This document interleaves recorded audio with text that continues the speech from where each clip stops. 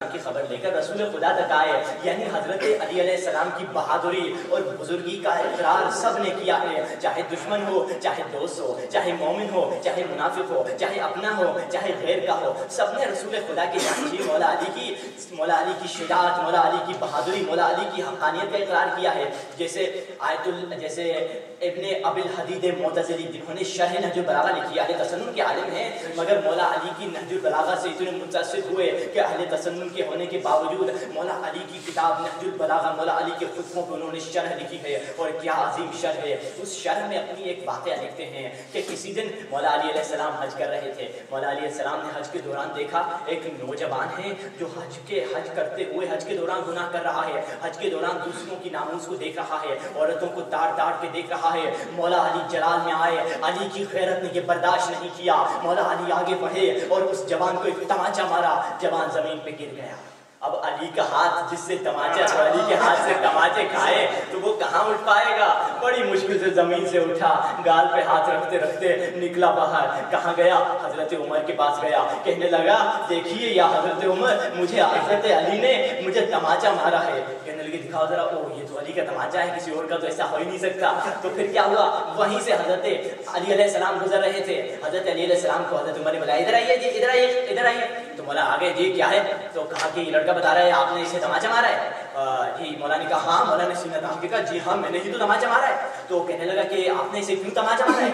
یہ تو آپ تو عادل ہیں، آپ نے اسے کیوں تماچا مارا ہے؟ تو مولا علی کہتے ہیں کیونکہ یہ دوسروں کی ناموس کو تاڑ کے دیکھ رہا تھا، دوسروں کی ناموس کو حرام کی نگاہ سے دیکھ رہا تھا، اسی لیے میں نے اسے تماچا مارا۔ اب حضرت عمر کبھی اس جوان لڑکے کو دیکھتے ہیں، کبھی مولا علی کو دیکھتے ہیں، کبھی اس جوان لڑکے کو دیکھتے ہیں، کبھی مولا علی کو دیکھتے ہیں، اور مولا علی ان دونوں کو دیکھ رہے ہیں۔ کچھ لمحوں کے بعد حضرت عمر نے پلٹ کر نوجوان سے کہا، اے نوجوان میں تجھے کیا کہوں، اے نوجوان میں تجھے کیا کہوں، تجھے عین اللہ نے دیکھا ہے، تجھے ید اللہ نے مارا ہے۔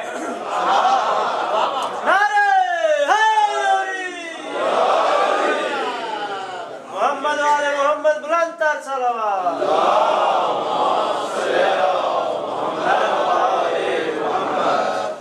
تو یہ خداوند متعال نے قرآن کریم کی آیت میں فرمایا قد جاءکم من اللہ نور و کتاب مبین، خدا کی طرف سے نور اور کتاب آیا۔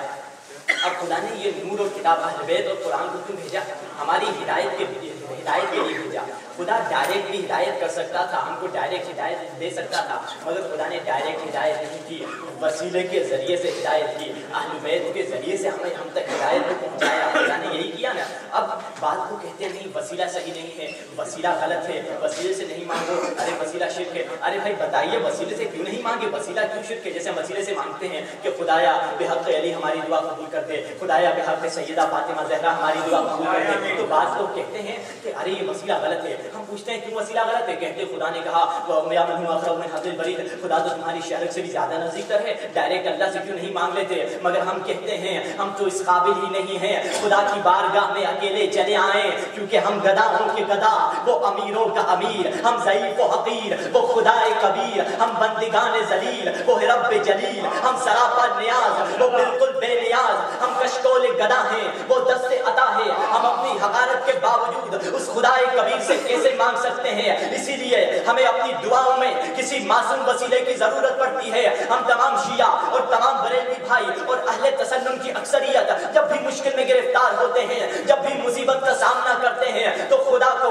نبی کا، علی کا، پنجتن کا واسطہ دے کر دعا مانگتے ہیں۔ یہی ان کا طریقہ ہے۔ اسی لیے ایک 4 مصرے ہدیے کرتے چلے جاؤں کہ خیرات علم بخشش محشر متاع خلد، خیرات علم بخشش محشر متاع خلد، ملتی ہے بے دریغ یہ حسن نصیب ہے۔ خیرات علم بخشش محشر متاع خلد، ملتی ہے بے دریغ یہ حسن نصیب ہے۔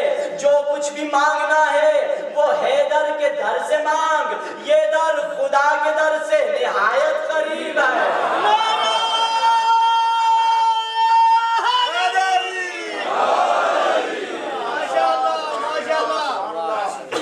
خدا کے در سے نہایت قریب ہے۔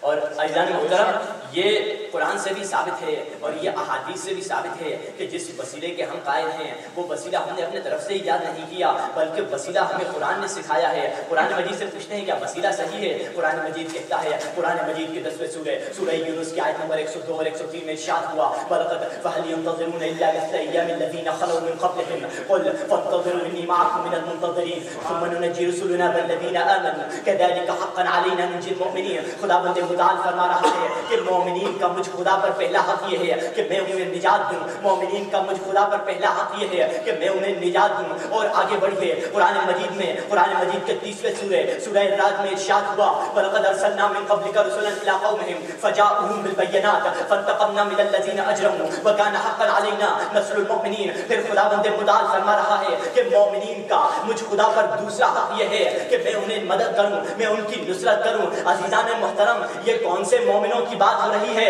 یہ کون سے مومنوں کا تذکرہ ہو رہا ہے؟ یہ تو عام سے مومنوں کا تذکرہ ہو رہا ہے جن کا خدا پر اتنا حق ہے تو جو امیر المومنین ہوگا اس کا خدا پہ کتنا حق ہوگا؟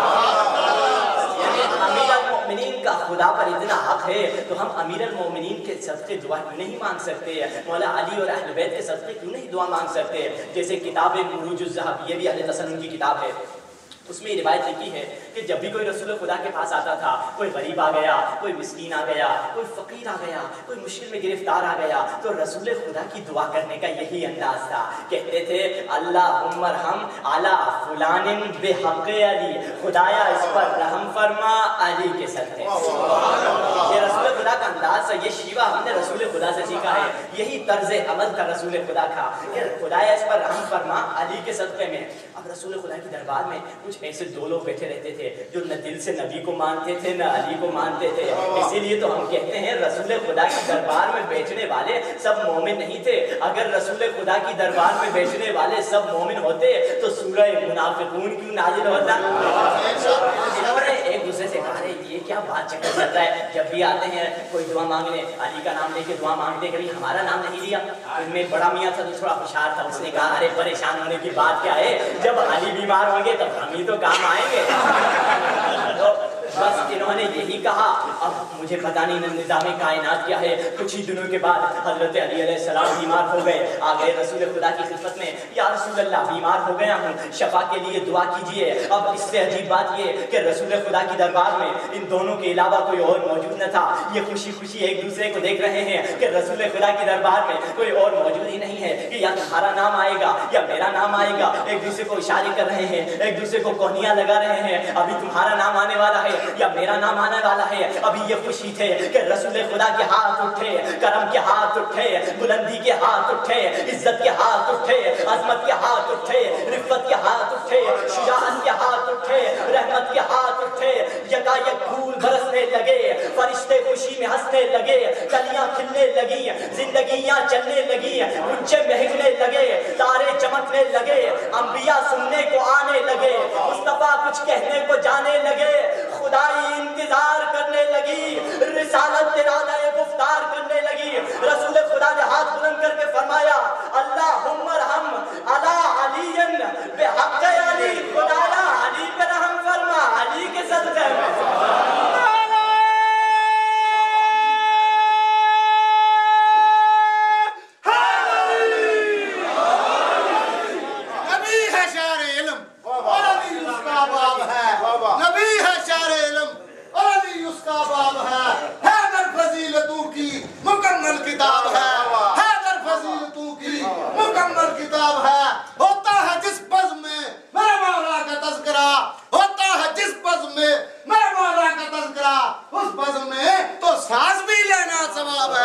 ملنگا کا مجمع ہاتھ بلند کر کے نعرہ جواب دو، نعرہ